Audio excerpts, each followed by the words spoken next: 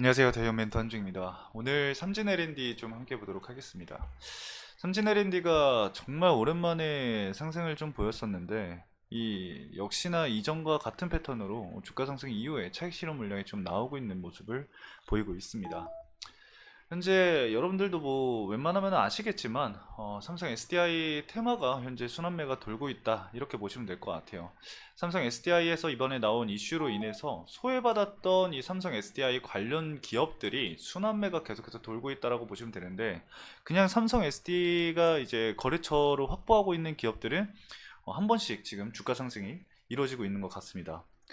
그리고 이 시점에서 사실 가장 중요한 거는 옥석 가리기가 좀 필요한 시점이 아닐까 싶어요. 이 삼성 SDI 이슈가 ESS 관련해서 이제 납품을 진행을 하게 됐다라는 이슈인데, 그에 명확하게 이제 관련 기업이 맞는지, 삼성 SDI에는 납품을 하지만 이 ESS 관련된 이슈에 대해서 명확하게 좀 연결이 되어 있는지를 좀 체크를 해봐야 되는 것 같아요. 그리고 중요한 건 이제 실적 부분도 상당히 중요하겠죠. 이 기존 기업 자체가 탄탄해야지 재료가 나왔을 때 강한 상승을 좀 보일 수 있는 그런 부분이 있으니까 참고를 좀 해주시면 될 것 같아요. 그래서 오늘 간단하게 이 부분에 대해서 말씀을 드려볼 겁니다. 그래서 천천히 좀 체크를 해주시면 좋을 것 같고, 이 삼진 L&D는 종목의 특성을 좀 보유를 하고 있어요. 어떤 특성이냐면은 주가 상승 이후에 이 빠른 차익 실현 물량이 바로바로 나온다라는 점, 윗꼬리가 계속해서 형성이 된 부분을 보면은 여러분들도 아실 겁니다. 지금 이때도 그렇고 거래대금이 터져서 주가 상승이 나온다고 하더라도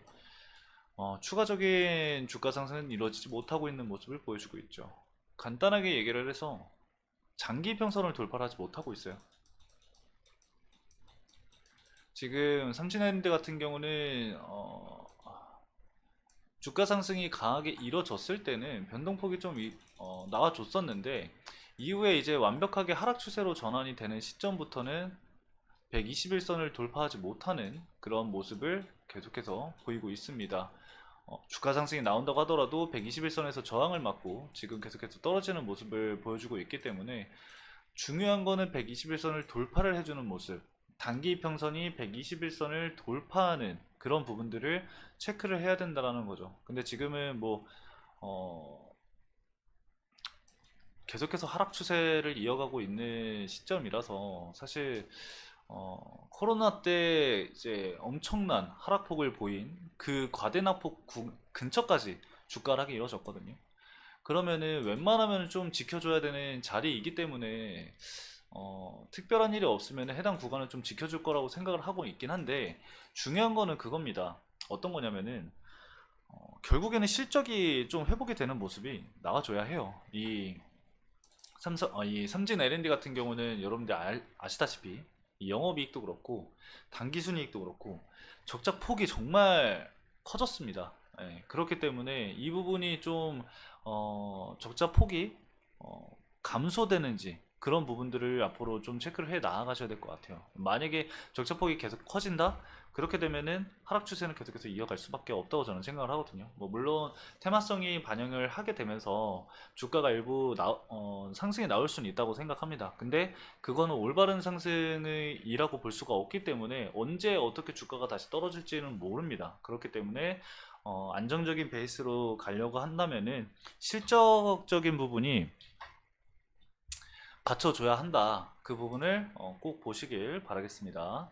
자, 그럼 오늘 어떠한 이슈가 있었는지 간단하게 좀 체크를 해보도록 하겠습니다. 뭐 다들 읽어보셨겠지만 저랑 같이 읽어보면서 어떤 부분을 좀 봐야 되는지 그 부분도 함께 좀 말씀을 드려보도록 할게요. 자, 전일 기사가 나왔습니다. 전일 장 마감하고 이제 기사가 나왔는데, 오늘 아침에 바로 해명 공시가 일단 나왔죠. 근데 그 해명 공시도 이제 협의는 이미 진행이 된 거고, 금액적인 부분에 있어서 미확정이다 라는 내용이다 보니까 관련주들이 계속해서 힘을 좀 받고 있는 모습을 보이고 있습니다. 삼성 SDI가 미국 최대 전력 기업인 넥스테라 에너지에 1조 원대 규모의 에너지 저장 장치 ESS용 배터리를 납품을 하게 됩니다. 4일 업계에 따르면 삼성 SDI는 넥스테라 에너지의 총 용량 6.3GWh의 배터리를 공급하기로 하고 계약 맞바지 작업에 들어간 것으로 알려졌다. 지난해 북미 전체 ESS 용량이 55GWh였는데 이에 11.5%에 달하는 공급 규모이기 때문에 금액으로 환산을 해본다고 한다면은 1조 원 수준이라고 이제 예상이 된다고 합니다. 근데 삼성 SDI 측에서는 이걸 이제 나눠서 납품을 진행을 할 거라서, 프로젝트를 나눠서 진행을 할 거라서 이 금액 자체나 공급 규모는 아직 확정적인 게 아니다라고 이제 얘기를 하고 있는 것 같습니다. 이 넥스테라 에너지에 공급하는 주력 제품은 삼성 배터리 박스 SBB, 이거는 이제 그 인터 배터리에서도 소개가 진행이 됐죠. 그리고 SBB는 20피트 컨테이너 박스에 하이니켈, 니켈, 코발트, 알루미늄, 이 NCA 배터리 셀과 모듈, 그리고 렉 등을 설치한 ESS 제품이다. 내부 공간을 효율화해서 더 많은 양의 배터리를 적재할 수 있어서 컨테이너 단위 에너지 밀도가 기존 제품 대비해서 37% 정도 향상이 됐다고 합니다.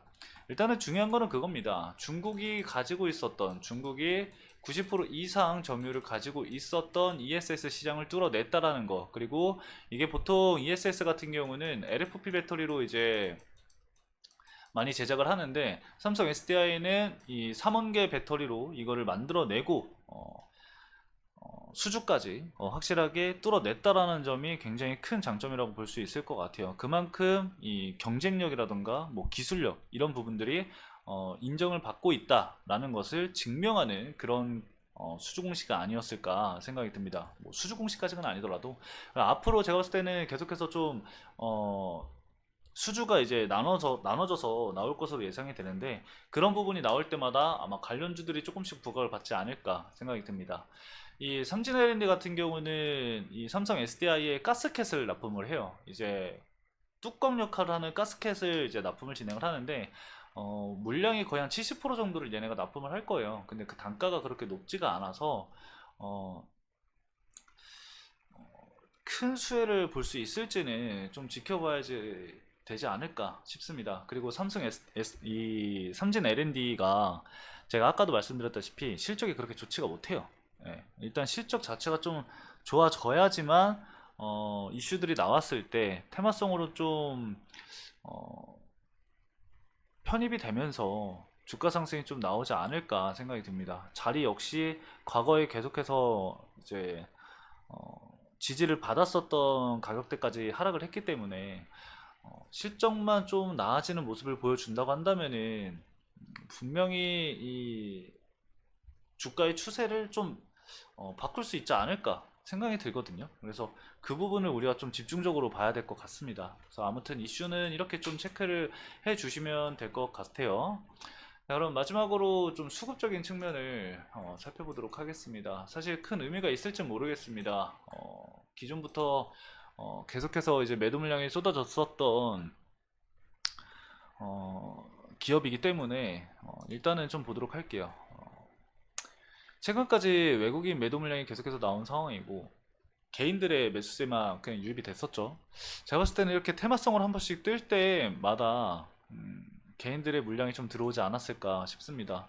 아마 물린 분들도 굉장히 많으실 거예요. 지금 여기 매물대가 굉장히 두텁게 형성이 되어 있는 거 보니까 현재 가격대부터 한 1880원? 1900원? 이때까지 매물대가 굉장히 두텁습니다. 그래서 이 구간을 소화를 하면서 이 약수 물량을 소화를 하면서 상승을 하려면은 상당히 많은 이 거래 대금이 좀 필요할 거라고 생각을 해요. 뭐 1차적으로 앞에서 한번 소화를 했지만 계속해서 쌓인 매물들이 존재하기 때문에 이 부분은 좀 지켜봐야 될 것 같습니다. 자, 그러면은 한 6개월 정도의 수급을 좀 체크를 해보면은 미래에셋 창구랑 삼성 창구, 삼성증권 창구에서 좀 매수세가 유입이 된 부분들이 보이거든요. 특히 미래에셋은 27만 주 정도. 이거는 근데 개인 창고로도 볼 수가 있기 때문에 미래에셋은 제외를 하고 삼성증권 창구가 이제 꾸준히 좀 매수세가 유입이 되는지를 지켜봐야 될 것 같습니다. 그 밑으로는 신한투자증권 그리고 토스 그리고 KB증권 이렇게 8만 주 이상씩 보유한 증권사 창구가 있습니다. 그리고 외국인 매도 물량은 계속해서 나오고 있는 상황인 거고요. 외국인 매도 물량이 좀 축소가 되면서 아니면은 뭐 매수세가 다시 유입이 된다라던가 아니면은 기존에 계속 매수를 하고 있었던 창구에서 좀 큰 자금이 새롭게 유입이 된다라던가 그런 뭔가 특이적인 케이스가 나오는지는 좀 지켜봐야 될 것 같습니다. 그래서 이거는 제가 앞으로도 추적을 해서 여러분들에게 말씀을 드릴 거니까요. 참고해 주시면 좋을 것 같습니다. 자, 오늘 삼진 L&D 여기까지 좀 말씀을 드리고 마치도록 하겠습니다. 해당 영상도 시청해주신 여러분들 감사합니다.